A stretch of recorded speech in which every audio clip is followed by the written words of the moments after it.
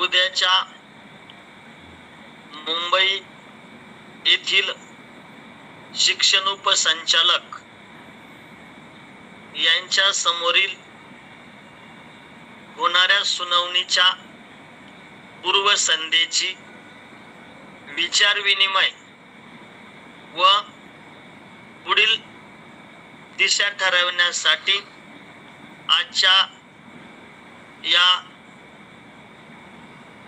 सभेसाठी उपस्थित असलेले संघटनेचे अध्यक्ष माननीय शिरोळकर सर, संपर्क प्रमुख देशमुख सर, कार्याध्यक्ष निकम सर आणि सर्व कार्यकारिणीतील पदाधिकारी, आपण सर्वजण या ठिकाणी उपस्थित झालात त्याबद्दल संघटनेच्या वतीने आपले सर्वांचे मी मनपूर्वक स्वागत करतो. आपण यापूर्वी 27 फेब्रुवारी 2025 च्या कोर्टाच्या या आदेशान्वये शिक्षण उपसंचालक कार्यालयामध्ये यापूर्वी प्रस्ताव स्क्रुटनीसाठी पाठवलेले आहे, परंतु मुंबई येथील उपसंचालक साहेबांना वाटलं की आपण याची चौकशी करू, सुनावणी घेऊ आणि त्या निमित्ताने त्यांनी उद्याची सुनावणी ठेवलेली आहे. या सुनावणीमध्ये आपण या सुनावणीला कसे सामोरे जायचं याबद्दल विचार विनिमय आपण या ठिकाणी आज करणार आहोत. प्रत्येकाला त्याला जो जो प्रश्न भेडसावेल किंवा जी जी समस्या वाटेल ती त्या ठिकाणी मांडून त्या प्रश्नांचं, त्या समस्यांचं निराकरण करून आपण पुढे सामोरं कसं जायचं या संबंधी आपण चर्चा करणार आहोत. परंतु तत्पूर्वी मी माझ्या जिल्ह्यातील 2 याचिकाकर्त्यांशी चर्चा केली. त्यांना औरंगाबाद खंडपीठाने निकाल दिलेला होता, परंतु नाशिक उपसंचालक कार्यालयामध्ये ते ऐकून घेत नव्हते. परंतु त्यांनी पुन्हा अवमान याचिका दाखल केली आणि अवमान याचिका दाखल केल्यानंतर त्यांना पुन्हा पत्रक काढलं की तुम्ही यांचा प्रस्ताव मंजुरीसाठी पुढे घ्या. आणि मग त्या केसमध्ये सरकारच्या वकिलांनी सांगितलं की आम्हाला थोडी वेळ द्या. त्यांना वेळ दिलेली आहे, परंतु या 30 तारखेपर्यंत त्यांचा प्रश्न कदाचित आम्हाला समजेल, तर तो समजला की तेही आम्ही तुम्हाला आपल्याला या ग्रुपवरती किंवा आपल्या संघटनेला आम्ही अवगत करून देऊ. परंतु उद्याच्या या सुनावणीसाठी आपल्याला सामोरं जायचं आहे, ते कशा पद्धतीने जावं याचं वेगवेगळ्या स्तरातून त्याची माहिती घेऊन आपण सर्वजण या ठिकाणी उपस्थित झाला. आपण आपापल्या परीने स्वागत, आपापल्या परीने आपल्या प्रश्नांची सोडवणूक करण्यासाठी आपली मतं मांडावी अशी मी आपणास विनंती करतो आणि मी माझं निवेदन थांबवतो. जय हिंद. Okay sir, okay. हा देशमुख सर. नमस्कार सगळ्यांना. मला वाटतं उद्या आपल्या मुंबई विभागातील ठाणे, रायगड, मुंबई या परिसरातील सेवानिवृत्त बांधवांसाठी एक सुनावणी उपसंचालक कार्यालय येथे आयोजित केलेली आहे. तर आता एक मोठा प्रश्न याच्यामध्ये हा एक होता की उपसंचालक कार्यालयाने जे पत्र निर्गमित केलं आहे सुनावणी संदर्भात, तर त्या पत्रामध्ये सुनावणीसाठी उपस्थित राहणाऱ्यांची काही एक यादी मेन्शन केलेली आहे. तर ती यादी बरेचदा सर्वसमावेशक नाही असा थोडासा संभ्रम होता आज दिवसभर. त्या बाबतीत मग काही आपण इकडे तिकडे चाचपणी पण केल्या. तर 1 नोव्हेंबर 2005 पूर्वी टप्पा अनुदानित असणाऱ्या माध्यमिक शाळा किंवा आपले ज्युनियर कॉलेजेस या घटकामधील जे काही सेवानिवृत्त आहेत तर त्यांच्या नावाचा उल्लेख सदर यादीमध्ये दिसत नाही. म्हणजे उद्याच्या सुनावणीसाठी ज्यांना निमंत्रित केलेलं आहे त्या निमंत्रितांमध्ये बहुतेक 100% अनुदानित शाळा किंवा महाविद्यालये यांच्या वाढीव तुकड्यावरील सेवानिवृत्त शिक्षक शिक्षकेतर कर्मचाऱ्यांचा नावाचा उल्लेख असल्याचं प्रथमदर्शी निदर्शनास येत आहे. कारण जेव्हा स्क्रुटिनी प्रस्ताव सादर करा असं आपल्याला नागपूर खंडपीठाच्या जजमेंट नंतर आदेश प्राप्त झाले होते. सुरुवातीला आपल्याला वकिलांकडून आदेश मिळाले, मग त्याच्यानंतर आपण शिक्षण विभागाकडे संपर्क केला. आपल्या संघटनेच्या पाठपुराव्यानुसार मग काही शिक्षण अधिकाऱ्यांनी तसे पत्र निर्गमित केले. प्रस्ताव सरसकट सर्वांचे जमा करून घेतले. पण त्याचं पुढे काय झालं हा आपला एक प्रश्न होता.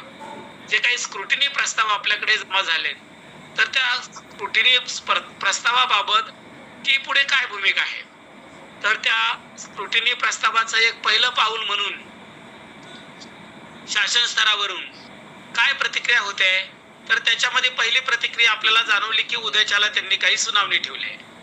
पण या सुनावणीमध्ये असणारे जे काही आपले बांधव आहेत हे 100% अनुदानित शाळा किंवा ज्युनियर कॉलेजेस यांच्या वाढीव तुकड्यांवरील टप्पा अनुदानित किंवा विनाअनुदानित शिक्षक यांना तेथे निमंत्रित केलेलं आहे आणि ते पण सेवानिवृत्त फक्त.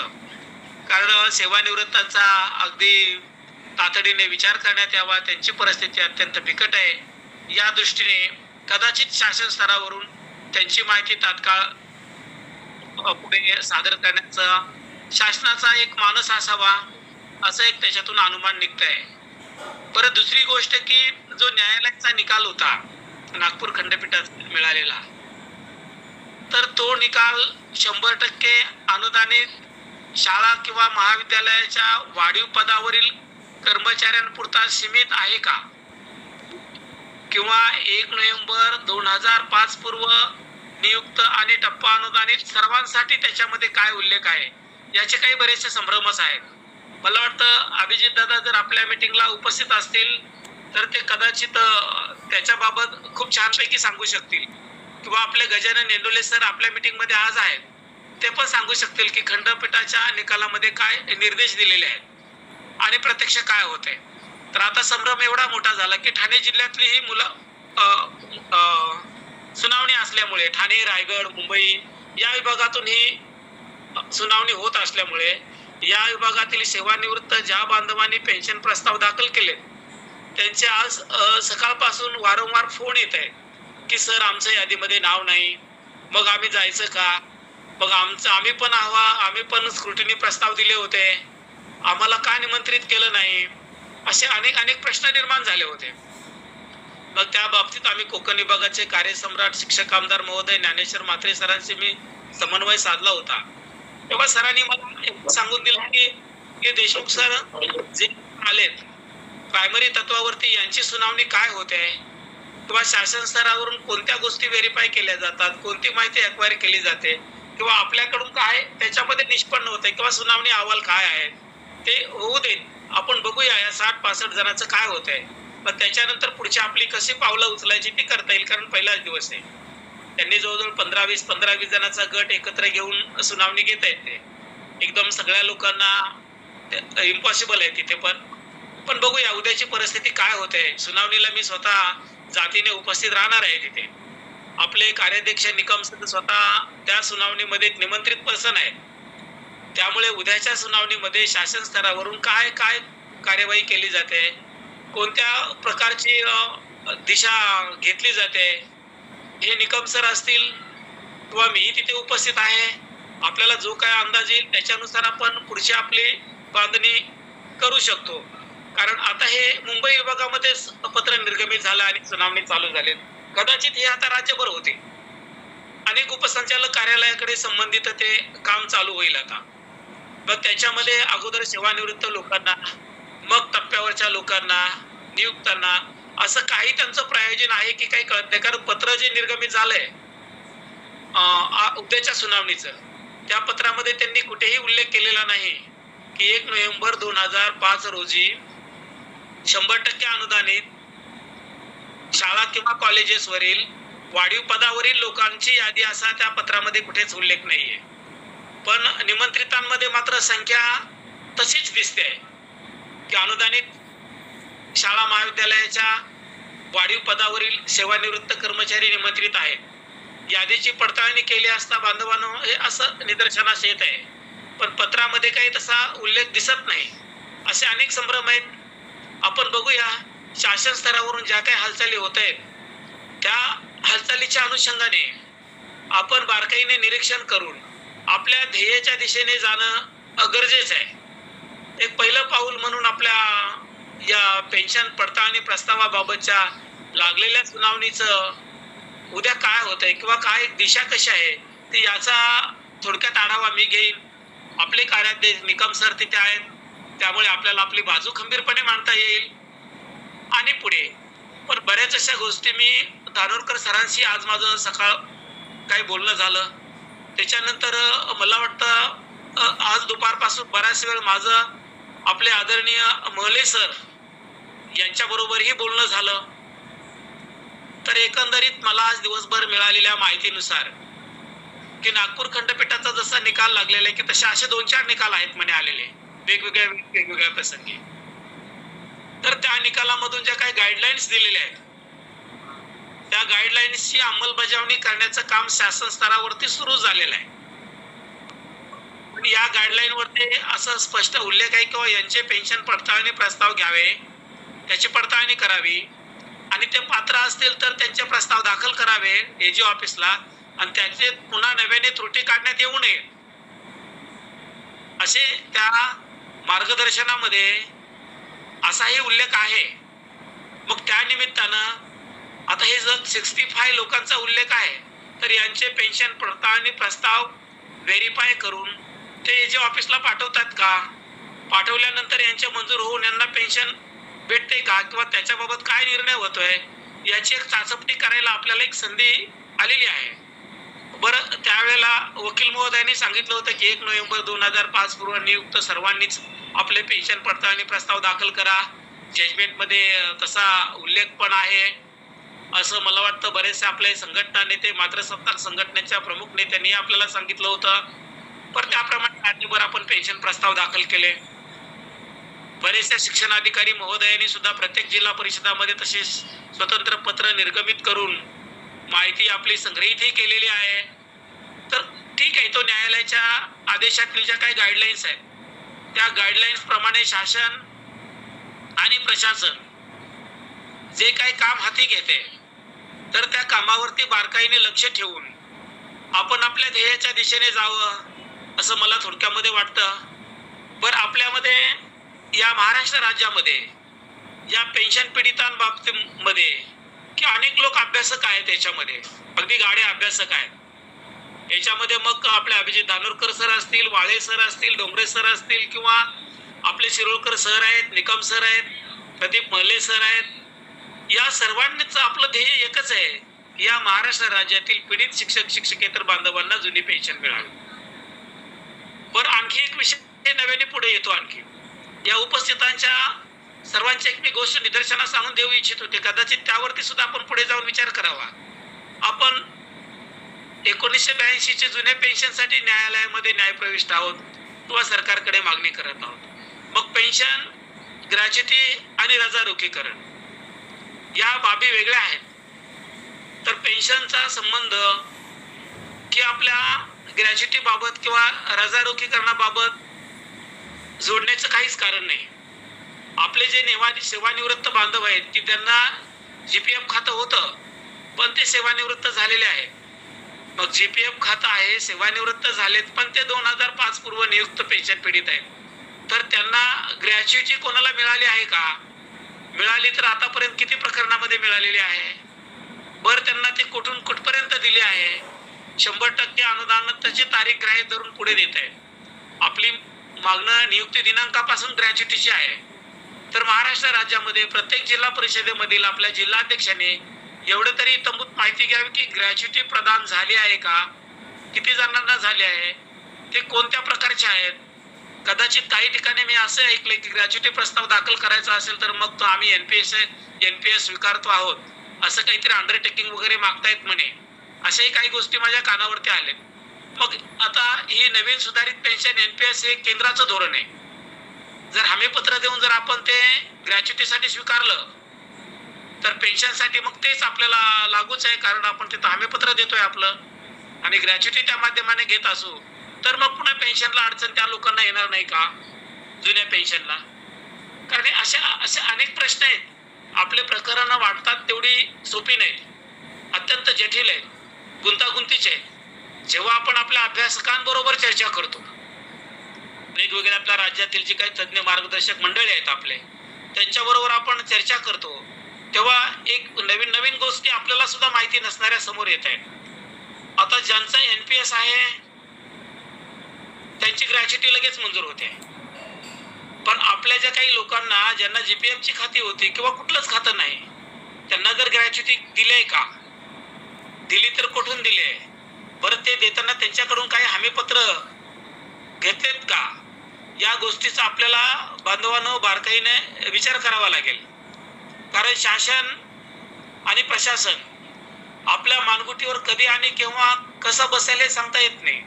कारण बऱ्याच जणांपैकी आपल्याला GPF ची खाती होती, आपलं GPF खाते बंद करून पुन्हा त्यांना DCPS दिलं, DCPS मधून पुन्हा NPS मध्ये घेऊन गेले. आता NPS ही स्कीम केंद्र सरकारची पेन्शन आहे, त्या केंद्र सरकारच्या पेन्शन मध्ये तो केंद्राचा कायदा स्वतंत्र आहे, त्याचा राज्याशी काहीही संबंध नाही. मग आपल्या राज्य सरकारला त्याबाबत काही आदेश करण्याचा काय अधिकार आहे का त्याच्यामध्ये?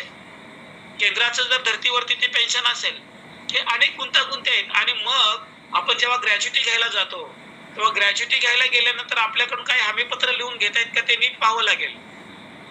किंवा मग NPS मी स्वीकारतो आहे म्हणून जर हमीपत्र घेत असतील, ग्रॅच्युटी प्रस्ताव जमा करून जर ग्रॅच्युटी देत असतील, तर मग आपल्याला हे गाडीभर देऊन गाडीभर आपलं खेचून घेण्याचाही डाव असू शकतो उद्या भवितव्यामध्ये.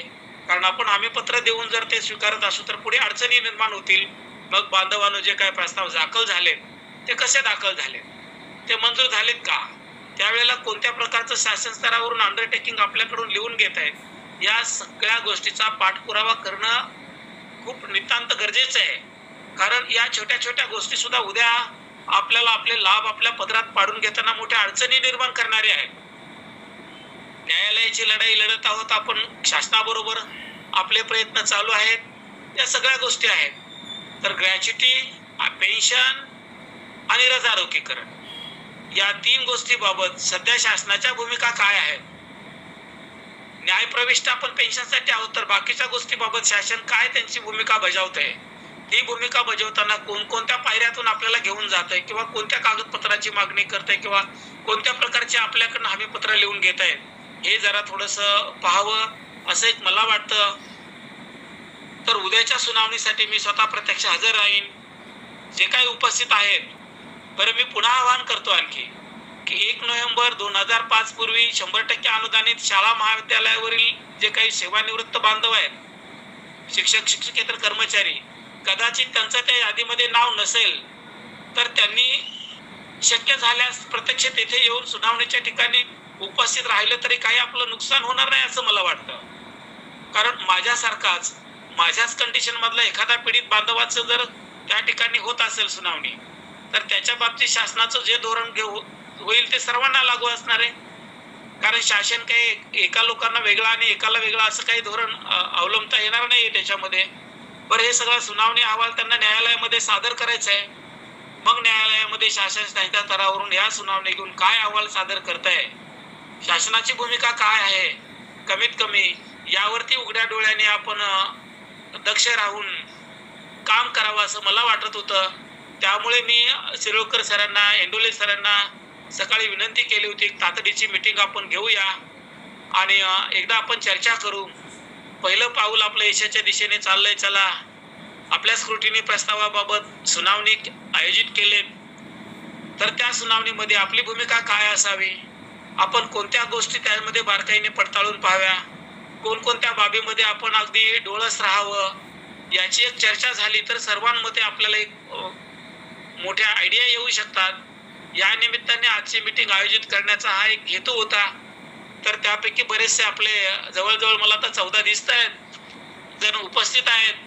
तर आपण किती जणांपेक्षा एक थोड्या कोर कमिटी मोजक्यातच आपण बोलूया असे एक माझी एक इच्छा होती त्याच्यामध्ये. त्याप्रमाणे सर्वजण उपस्थित झालात. सर्वांच्या मते ज्या ज्या आयडिया येत आहेत त्या आपण बघूया. आणि मला वाटतं जर धानोरकर सर जर आहेत का मीटिंगमध्ये बघा जरा, धानोरकर सर असतील तर अभिजित दादांनी थोडं गाईडलाईन करावं. उद्याच्या सुनावणीमध्ये आपण संघटना पदाधिकारी किंवा कार्यकर्ते म्हणून आपली भूमिका काय असावी त्या ठिकाणी, किंवा आपण कोणकोणत्या गोष्टीमध्ये बारकावे निरीक्षण करावे याबाबत जर अभिजित धानोरकर सर, निकम सर, आपले सेवळकर सर यांच्याकडून काही मार्गदर्शन मिळालं तर खूप बरं होईल अशी मी आशा बाळगतो. आणि पुढील आपले जे काही विचार मांडणार आहेत त्यांच्याकडे माझी संधी ही प्रदान करतो. जय. धन्यवाद. लिंक गेलेली आहे सर. होते बोलू म्हणजे आपल्याला कळेल काय करायचं. हॅलो. नमस्ते सर, बोला. नमस्ते सर्वांना. नमस्ते. हॅलो. हा नमस्कार सर. वाळे. येस सर, बोला बोला. स्वागत आहे. हा वाळे सर. येंडोले सरांनी मला मिळावं ही अपेक्षा आहे आमची. येंडोले सरांनी मला लिंक पाठवली, त्याबद्दल सर्व संघटनेच्या सदस्यांचे, अध्यक्ष, उपाध्यक्ष सर्वांचे आभार याव.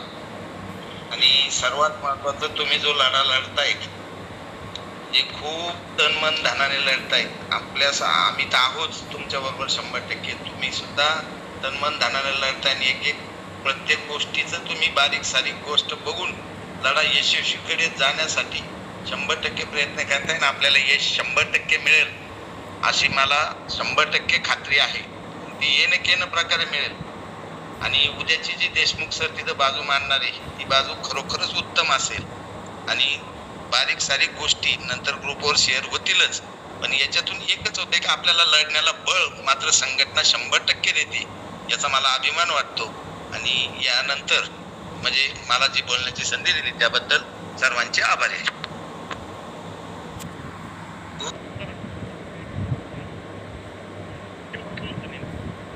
Okay sir. ओके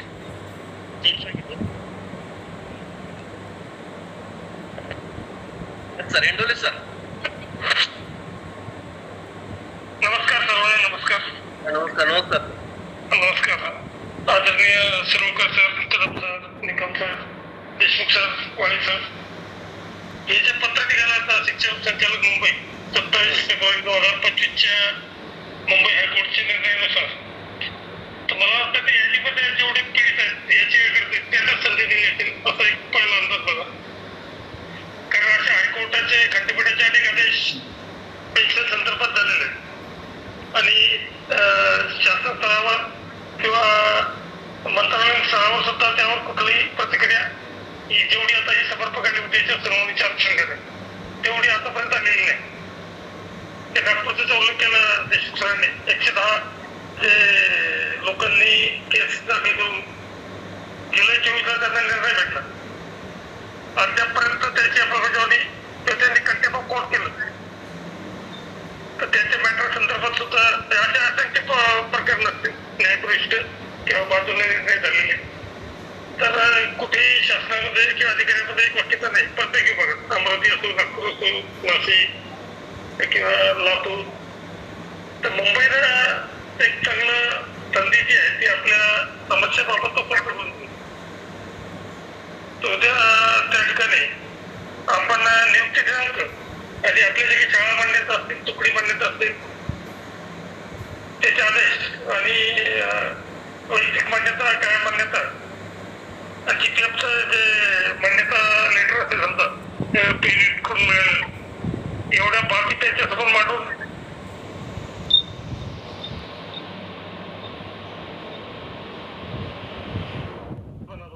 हे जे काही आता दुर्लक्षी प्रभावानं बळजबरीने आपल्याला 2009चा जे किंवा नंतरच्याला आणि जे न्यायप्रविष्टीमध्ये त्याचं एक मोठं तांडव करून आपलं समस्याची ती प्रलंबित ठेवण्यात आली. त्यातून सुटका झाली पाहिजे ही गोष्ट तिथं ठासून मांडली गेली पाहिजे की आम्हाला जेव्हा त्या आमच्या नियुक्ती होत्या जाहिराती होत्या तेव्हा त्या केशव चर्चे मग त्या अनुदानित शाळा असतील किंवा विनोदी तुकडे असतील वळी तुकडे असतील त्या नवीन शाळा असतील तर त्या ऑर्डरमध्ये 37 जणांचे संवर्गच आहे ते वेगवेगळे आहेत प्रत्येकात. तर त्या गोष्टी काय आहेत त्या डिप्टी डायरेक्टरला मोस्ट बॉडी अधोरेखित करून त्यांचं पुटअप करा मला त्यांना आणि शासनाकडे किंवा न्यायालयात आम्हाला पेन्शन मिळाली पाहिजे किंवा आमचा जो रस्ता आहे आणि तो मिळाला पाहिजे. त्या पद्धतीनं तर निकम सरांनी मला देशमुख सरांनी बाजू मांडली. आणि हे जे बाकीचे आणखी काय झालेले लोक आहेत की ज्याचे याचिकेशी संबंधित नाही ते जे पत्र आहे तर तो याचिका क्रमांक आहे त्याच्याशी रिलेटेड नसणारे लोक सुद्धा सरकारी लोक किंवा नसलेले लोक ते सुद्धा त्या ठिकाणी हजर असली पाहिजे.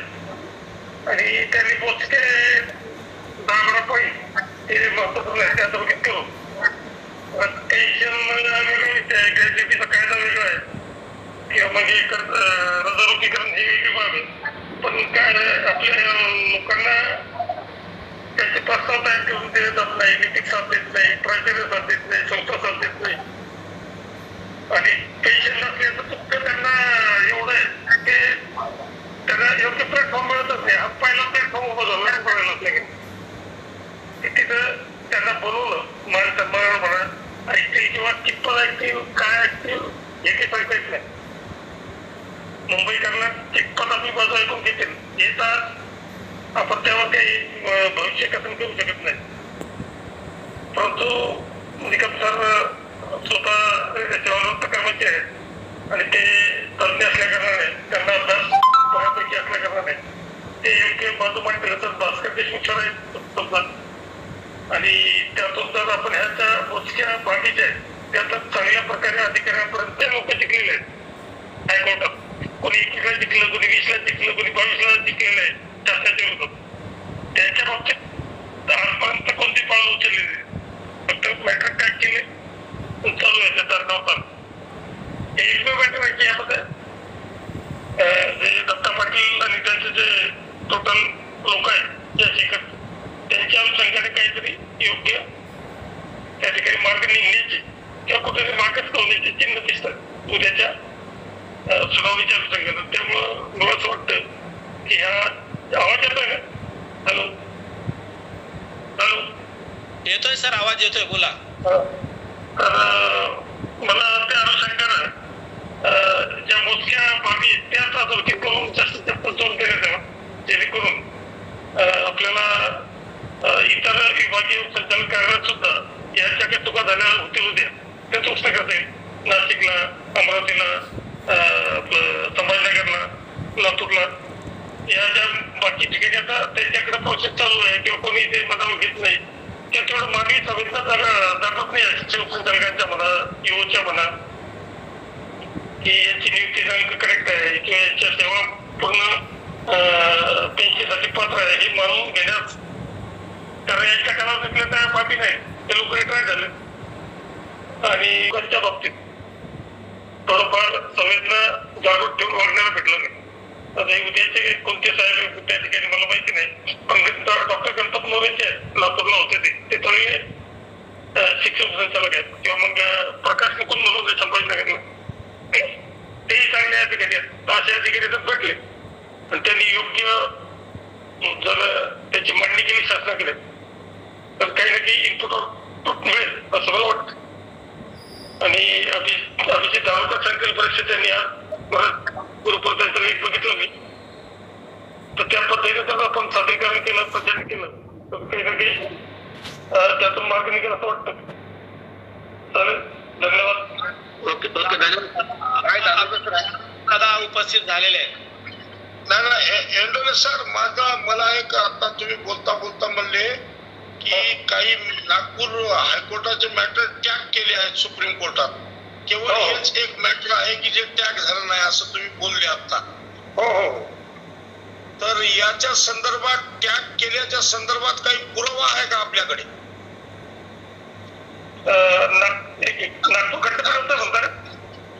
नागपूर खंडपीठातले जे मॅटर ज्यांच्यामध्ये निकाल लागला की 100% अनुदानित शाळेवर विनानुदानित अथवा अंशतः अनुदानित तुकडीवरील शिक्षक शिक्षकेतरांना जुनी पेन्शन योजना द्यावी असा जो निकाल लागला. असे जे वेगळे सिरीज ऑफ मॅटर्स आहेत वेगवेगळे त्यांचे ते सगळे मॅटर सुप्रीम कोर्टात त्याग करण्यात आले. याचा अधिकृत आपल्याकडे काही माहिती आहे का? नाही, या मॅटरच्या संदर्भात नाही, परंतु 1 वर्ष झालं कंटेम्प्ट ऑफ कोर्ट झालं, त्यांची तारीखच सोडवली नाही असं माझ्या ऐकवत आहे. आणि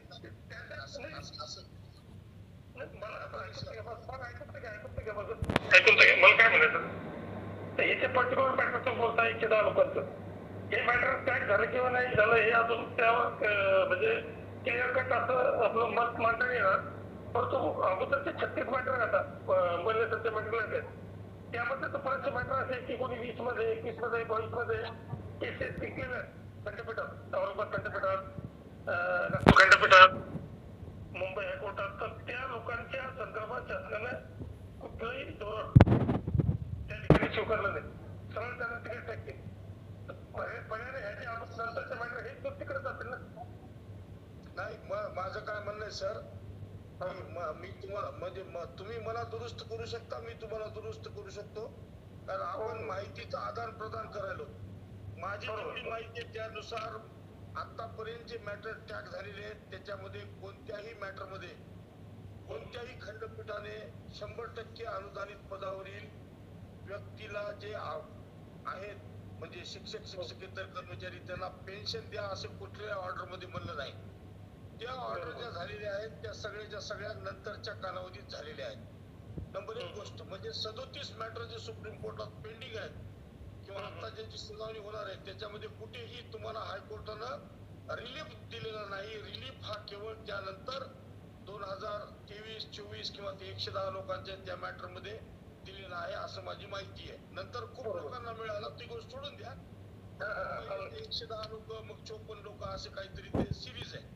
तर ही गोष्ट की त्याच्यामध्ये ते आणि माझी माहिती अशी आहे की ते मॅटर सुद्धा टॅग झालेले नाही.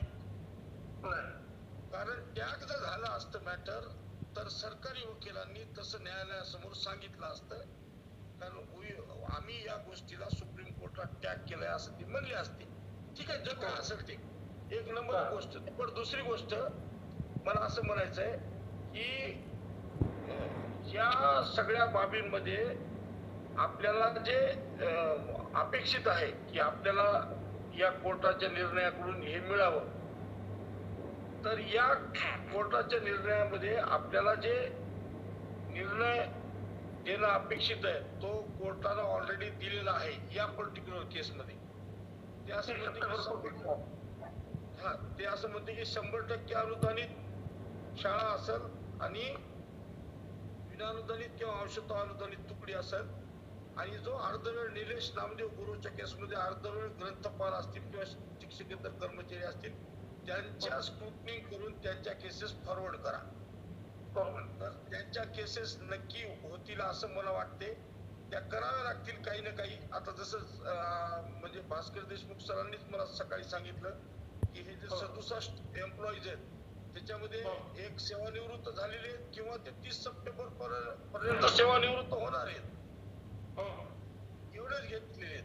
पण ठीक आहे ना काहीतरी घेतलेले आहेत अर्थात त्यांना ते काही आणि राहिला प्रश्न तुमचा किंवा की 1 वर्षापासून कंटेम्प्ट ऑफ कोर्ट केलं तरी मॅटर का लागत नाहीये. तर आता तुम्ही पण न्यायालयाचे जाणकार आहात तुम्हाला माहिती आहे सगळी. कंटेम्प्ट ऑफ कोर्टचे प्रकरण 1 वर्ष 1.5 वर्ष 2 वर्ष 3 वर्ष 4 वर्ष देखील चालतात. हे तुम्हाला माहिती आहे. म्हणजे त्याच्यात काही नवीन नाहीये. कंटेम्प्ट ऑफ कोर्ट काय करत असतं की पूर्ण संबंधित समोरच्या व्यक्तीला आपल्या आदेशाचं पालन व्हावं याच्यासाठी पूर्ण मुभा देतं. उद्या त्या व्यक्तीने कोर्टानं कंटेम्प्ट एखाद्यावर जर पास केला तर त्या व्यक्तीला घरी जावं लागतं. कारण त्याचे रिमार्क्स येतात मग त्याच्या जीवनामध्ये आयुष्यामध्ये त्याच्या प्रगतीला अडथळा होतो त्याच्या प्रॉब्लेम क्रिएट होतात त्याच्या नोकरीत. म्हणून कोर्ट काय करते की पूर्ण वेळ देतं त्या व्यक्तीला किंवा नाही बा तुम्ही आता करा मग करा नंतर करा असं त्याला थोडा वेळ दिला जातो आणि त्याच्यानंतरच कंटेम्प्ट बद्दल शेरे पास केले जातात. ते आतापर्यंत फाइंडिंग आहे कोर्टातलं. आता हा त्याच्यामुळं की 1 वर्ष झालं म्हणून ते कोर्ट देत नाहीये या गोष्टीला काही हे नाही. ठीक आहे, आता आपल्याला आपण उत्सुक होत म्हणून आपल्याला वाटते की कोर्टाला पटकन द्यावं आणि त्या दृष्टीने त्यांच्या त्या वकिलांचे प्रयत्न चालू असतील, नाही असं नाही. त्या प्रकरणावर पास होणार त्या प्रकरणावर भाष्य का केलं मी की ते नितीन सांबरे होते ना, त्यांच्याकडे लागलं त्यांचं प्रमोशन झालं, ते हायकोर्टात झालं. आता नवीन केव्हा निश्चित होईल गोडावून त्याला फक्त तुम्ही म्हणता त्याप्रमाणे 1 वर्ष 2 वर्ष किती लागेल. नाही आता एंडोले सर, आता हे आपल्या सगळ्यांचं थोडं दुर्दैव झालं. जर नितीन सांबरे या न्यायाधीशांसमोरच कंटेम्प्टची केस आली असती आणि ती त्यांनी पास केली असती तर आपल्याला सुप्रीम कोर्टाच्या केसमध्ये याचा फार मोठा बेनिफिट झाला असता. कारण असं आहे की जे आपल्याला लार्जर बेंचचं जजमेंट पास झालेलं आहे, त्या लार्जर बेंचच्या जजमेंट मध्ये जे 3 न्यायाधीश होते, धर्माधिकारी, अखिल कुरेशी आणि सांबरे साहेब, सांबरे साहेबांनी लार्जर बेंचचं जजमेंट दिलेलं आहे. त्यांच्या समोरच त्यांनी जे जजमेंट दिलं त्याला अनुषंगून हायकोर्टानं जे जजमेंट दिलं त्याच्या आधारावर त्यांनी कंटेम्प्ट पास केली असती तर त्याचा एक वेगळा इम्पॅक्ट आपल्या सुप्रीम कोर्टाच्या केसमध्ये देखील आपल्याला वापरता आला असता. पण असं जे न्यायाधीश येतील ते आपल्याला नक्की न्याय देतील असं मला वाटते. न्यायाधीश न्याय नक्की करतील आपल्या बाबत. कंटेम्प्ट होईल, ते आज होईल ना तर उद्या होईल, पण होईल नक्की. अर्थात तुम्ही आम्ही काय याच्यात पिटिशनर नाही आहोत. जे पिटिशनर आहेत ते बिचारे प्रयत्न करतात, त्यांना यश येऊन एवढीच आपण देवाजवळ प्रार्थना करू शकतो, बाकी काय. बरोबर.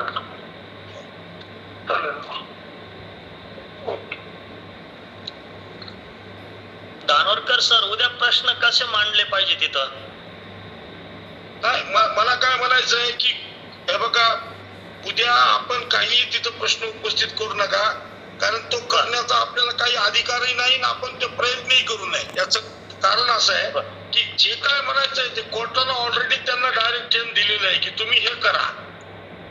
आता आपण काय करू शकतो फक्त की आपण त्यांना म्हणू विनंती करा माननीय शिक्षण उपसंचालकांना आणि त्यांना असं म्हणा की साहेब आम्ही ऑलरेडी सेवानिवृत्त झालो आहोत किंवा आमची रिटायरमेंट 30 सप्टेंबरला आहे. जनरली आपण शाळेमध्ये बघतो की ज्या व्यक्तीची रिटायरमेंट आली त्याची प्रक्रिया आपण 4-6 महिने आधीच सुरू करतो. म्हणजे त्याला ग्रॅच्युटी, त्याचं कॅल्क्युलेशन, त्याची पेन्शनची केस. तर आता हे बरेच लोक सेवानिवृत्त झाले किंवा 30 सप्टेंबर होणार आहे आणि त्यांना आपण हे निदर्शनास आणून द्या की हे जी नागपूर असं म्हणतात किंवा वैयक्तिक आदेशाचं पत्र स्क्रुटनी केल्याचं, छाननी केल्याचं तुम्ही जर जोडलं तर ते हे जी नागपूर आमच्या केसमध्ये काही दुसऱ्या त्रुटी काढणार नाहीत असं त्याच्यात अपेक्षित आहे. तर तुम्ही स्क्रुटनी केली त्याबद्दल प्रथमतः तुमचे धन्यवाद, कारण महाराष्ट्रात पहिल्यांदा तेच करतायत. इतर महाराष्ट्रातले माननीय शिक्षण उपसंचालकही याची पूर्तता करतील, शिक्षण अधिकारी करतील, तर त्यांना पहिले तर आधी तुम्ही धन्यवाद द्या, कारण त्यांना 30 सप्टेंबरचा कालावधी असताना सुद्धा जवळपास 1.5 महिना आधी आपली पूर्तता करतायत.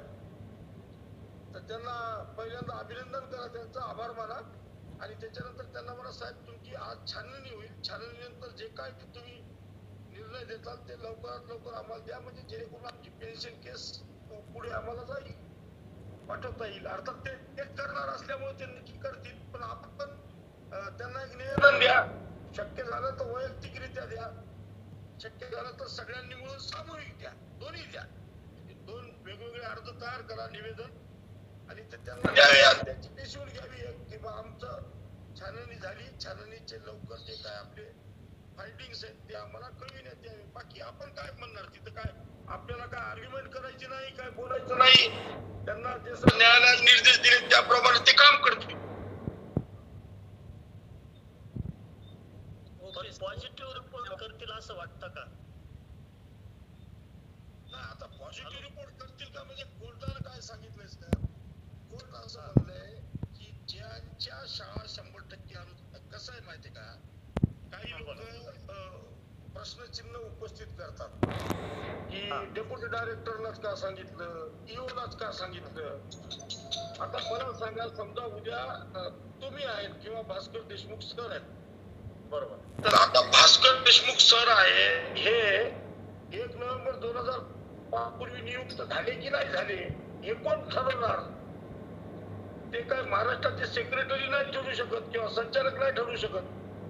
बरोबर. तर त्यांना ज्यांनी अप्रूव्हल दिलं ती व्यक्ती सांगू शकते ना की ही याची नियुक्ती या व्यक्तीची आधी झालेली आहे. आता देशमुख सरांची शाळा 100% अनुदानित आहे की नाही हे कोण सांगू शकते? तर त्या जिल्ह्याचा शिक्षणाधिकारी, माननीय शिक्षणाधिकारी किंवा माननीय शिक्षण उपसंचालक सांगू शकतील का बाई यांचं डेप्युटी डायरेक्टर सांगू शकतील की यांची कॉलेज 100% अनुदानित होते की नाही, हे विनाअनुदानित तुकडी अंशतः अनुदानित तुकडीवर होते की नाही ते सांगू शकतील. अशा ह्या ज्या फायंडिंग्स आहेत ते कोण बघणार? हेच लोक सांगू शकतील ना. म्हणून कोर्टानं त्यांना सांगितले की हे बघा. आणि निलेश नामदेव गुरवच्या केसमध्ये जो पॉझिटिव्ह निकाल लागलेला आहे अर्धवेळ ग्रंथपालांचा, त्याच्यामध्ये त्यांनाही सांगितलंय की बघ त्यांचं जर अशी केस असेल तर त्यांनाही जुन्या पेन्शन योजनेसाठी तुम्ही फॉरवर्ड करा त्यांची केस. आता या दोनच गोष्टी बघायच्यात. आता ते माननीय शिक्षण उपसंचालक आणि माननीय शिक्षणाधिकारी या बघतील त्याच्या. आता यादी जी टाकली आहे त्यानुसार तर काही कोणी दिसत नाहीये. म्हणजे एक काहीतरी 2006 आहे असं म्हणत होतं कोणतरी, पण ते चुकून प्रिंट मिस्टेक असेल असं मला वाटते. याच्या पलीकडे काही नाही प्रत्येकाच्या, कारण 2006चं घेणारच नाहीत ना स्क्रुटनिंग मध्ये. हो बरोबर. 2006चा कर्मचारी निलेश नामदेव गुरवची केस सुद्धा सुप्रीम कोर्टात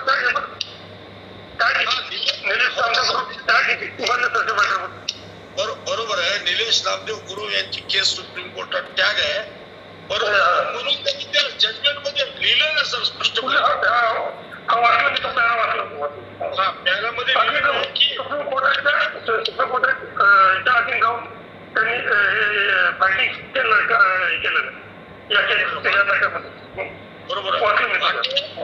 बरोबर आहे. Whatever decision taken by the supreme court it is applicable to Nilesh Namdev Gurav case.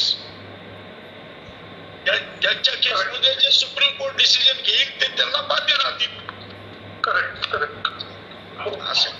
Dhanorkar sir, आपण प्रत्येकाने स्क्रुटिनी प्रस्ताव देताना आपली शाळा 100% होती याचे पत्र जोडलेले आहे, तेव्हा ते शिक्षण अधिकारी आणि उपसंचालक ते स्वतः बघून घेऊ शकतात नाही. अर्थातच पेन्शन केस मध्ये तसं पत्र जोडण्याची पद्धतच आहे सर. तुम्ही जेव्हा पेन्शन फाईल तयार करताना तेव्हा तुमच्या शाळेला अनुदान कधी प्राप्त झालं याचं एक विशिष्ट पत्र असते, ते पत्र जोडून द्यावं लागतं. तर ते बघून घेतील सर ते, आणि त्याच्यात काही त्रुटी असेल तर ते सांगतील ना की हे कागद तुम्ही आणून द्या. बरोबर. अजून कोणाला काही शंका असेल तर बोला. हॅलो हा बोला. हॅलो हॅलो म्हटलं. हा सोनकुसरे सर बोला.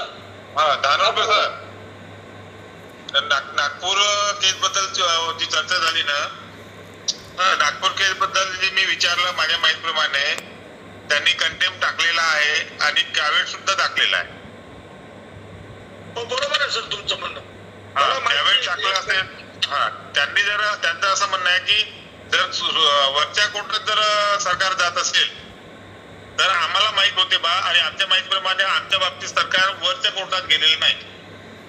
मी तेच सांगतोय सर, मला माहिती आहे त्यांनी कंटेम्प्ट दाखल केलेलं नाही मला माहिती आहे, त्यांनी कॅवेट दाखल केलेलं नाही मला माहिती आहे. ठीक आहे, ते कॅवेट दर 6 महिन्याला रिन्यू करावं लागतं, ते त्यांचे वकील करत असतील, पण आतापर्यंत ते कोर्टात गेलेलं नाही सरकार, हे निश्चित आहे. त्याकरता माहितीसाठी सांगितलं, बाकी काही. धन्यवाद.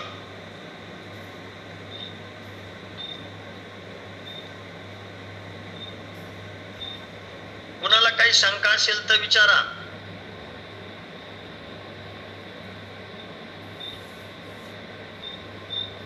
हॅलो सर नमस्कार. नमस्ते सर, गोडसे सर बोला. आता पुण्यामध्ये काय झालेलं आहे की आमच्यातले काही शिक्षक बांधव जे रिटायर झालेले आहेत त्यांना ग्रॅज्युएटी दिली त्याने, 100% अनुदान आलं तिथे त्यावेळेपासूनचे दिलेले तारीख धरून दिलेली, परंतु त्यांच्याकडून हमी पत्र वगैरे लिहून काही घेतलेलं नाही. येस सर किती जीपीएफ होता जीपीएफ होता ना त्यांचा. Very good very good. ठीक आहे. काय नाही घेतलेलं. त्यांचं हमीपत्र वगैरे काही घेतलेलं नाही, परंतु त्यांचे अनुदान आलेले पासूनची सर्व्हिस ग्राह्य धरली त्यांनी आणि तेवढ्यावरच ग्रॅच्युटी दिली. ठीक आहे, देऊ द्या, कारण आपली मागणी नियुक्ती दिनांकापासून आहे, ते आपल्याला करता येईल पुढे त्याच्यामध्ये. अच्छा, मात्र हमीपत्र नाही घेतलेलं काय असं? हमीपत्र वगैरे काय अंडरटेकिंग घेता येत का त्याच्यात? गोडसे सर, असे जे व्यक्ती आहेत ना की ज्यांचं 100% कॅल्क्युलेट करण्यात आली आहे, अशा सर्व व्यक्तींची तुम्ही काय करा की यादी तयार करा. हो सर. आणि त्यांना एकत्रित ठेवा, म्हणजे त्यांचा एक विशिष्ट ग्रुप करा. जेव्हा योग्य वेळी येईल तेव्हा आपण त्यांना एकत्रित करून, ते आहेत माझ्याकडे डॉक्युमेंट्स, आपण ह्या प्रश्न म्हणजे फार कसं आहे, काही लोक उगाच त्या प्रश्नाचं कसं असते, शहाण्यानं कोर्टाची पायरी चढू नये असं म्हणते. बरोबर आहे. हो सर. कोर्टामध्ये नेता येईल तो प्रश्न नेता येतो, पण आपण याच्यासाठी नेत नाही आहेत की आपण आधी प्रशासकीय पातळीवर आपलं म्हणणं मांडू, आणि जर ते नाही झालं तर मग नाईलाज आहे आपल्याला. कारण ते कसं होईल सर, जर आपण तो सोडून दिला दावा, तर महाराष्ट्रातल्या 26,000 कर्मचाऱ्यांचं साधारणतः 100% पासून गृहीत धरलं तर मागच्या 8-9 वर्षाची सर्व्हिस कॅल्क्युलेट होत नाही. 50,000 2.5-3 लाखापर्यंत फटका बसू शकतो. तर 2-2.5 बरोबर आहे सर. 4 लाखापर्यंत फटका आहे. 4 म्हणजे मी कॅल्क्युलेट एक्झॅक्ट नाही काढला आकडा, पण मी शक्यता मानतो. तर असं झालं तर हे खूप मोठा फटका आहे ना. म्हणजे एकतर आधीच काही नाही, त्याच्यात आधीच सफर झालो, जीपीएफ नाही, एनपीएस काय माहित नाही, आणि त्याच्यात पुन्हा ग्रॅच्युटी मध्ये पण मायनस. तर आपण ठीक आहे, सध्या जी भेटतीये ती घ्या, कारण कसं आहे, सैन्य लढण्यासाठी निधी लागतो सर. बरोबर. त्याच्यामुळे जे भेटतो ते घ्या. आपण आपला पाठपुरावा चालू आहे. मी तर माझा पत्रव्यवहार तो झाडू नको देऊ फडकाने. Hello sir. बोला. दुसरं असं की आयुक्त कार्यालयात मी 2-3दा जाऊन आलो परत. ते आपली मीटिंग संदर्भात. तर ते त्यांचं रजा आंदोलनच होतं. काल ते आंदोलन मिटलं. त्यांचे पीए जे आहेत आयुक्त साहेबांच्या, पवार मॅडम म्हणून आहे, मग त्यांना भेटलो आणि त्यांनी नंबर पण घेतलाय, घेतलाय, माझा घेतलाय. तर कदाचित उद्या ते फोन करतील. ढाळे साहेब आहेत त्यांच्या बरोबर आपली मीटिंग लावा म्हणून असं आयुक्त साहेबांनी रिमार्क मारलेलं आहे. आणि मी या संदर्भात सांगू इच्छितो सर, आयुक्त साहेब एक सेकंद सर. तर ढाळे साहेबांबरोबर आणि दुसरे अंतर साहेब आहेत ना, दोघांनाही त्यांनी रिमार्क मारले आणि त्या दोघांना सांगितलं की तुमच्या टीम बरोबर तुम्ही मीटिंग घ्या तात्काळ, असं त्यांनी रिमार्क मारलाय. तर कदाचित उद्या आपल्याला शिरोडकर सरांना फोन येईल त्यांचा आणि पुढच्या आठवड्यात मीटिंग लागण्याची शक्यता आहे. आज बोललो एक अपडेट सांगा म्हटलं तुम्हाला. आज बोलणं झालेलं आहे. तुमचं काय म्हणणं आहे? आज बोलणं झालं तुमचं? आज मी पवार मॅडमशी बोललोय. आज ढाळे सर मुंबईमध्ये होते, उद्या 11 वाजता येणार आहेत.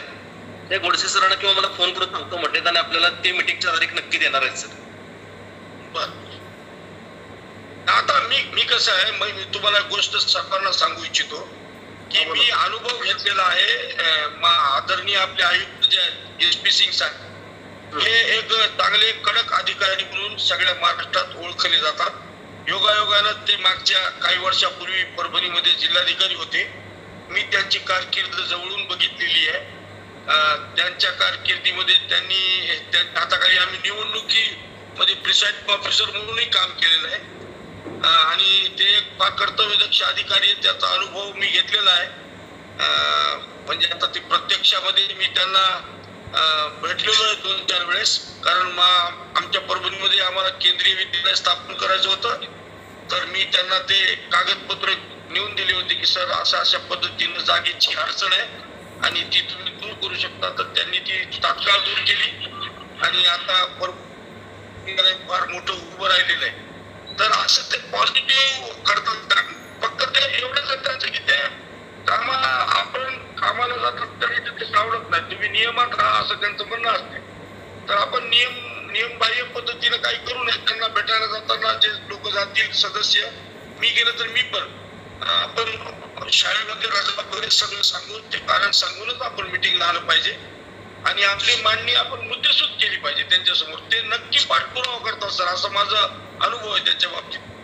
त्यांना फक्त पटावं लागतं ते की हे बरोबर सांगतायत, याच्यात सत्यता आहे आणि याच्यात खरेपण आहे, याचे अन्यायग्रस्त आहेत. हे जर गोष्टी त्यांच्या लक्षात आल्या तर ते नक्की त्याच्यात करतात. आणि रेखावार साहेबही आमच्या परभणीला होते सर, बरोबर. रेखावार साहेबही मनपामध्ये आयुक्त होते. त्यांचंही काम तसंच आहे सर, ते म्हणजे टू द पॉइंट काम करतात ते पण. फक्त आता ते ठीक आहे, रेखावार साहेबांचा इथं संबंध नाही, आता आपला आयुक्त साहेबांशीच आहे आणि त्यांनी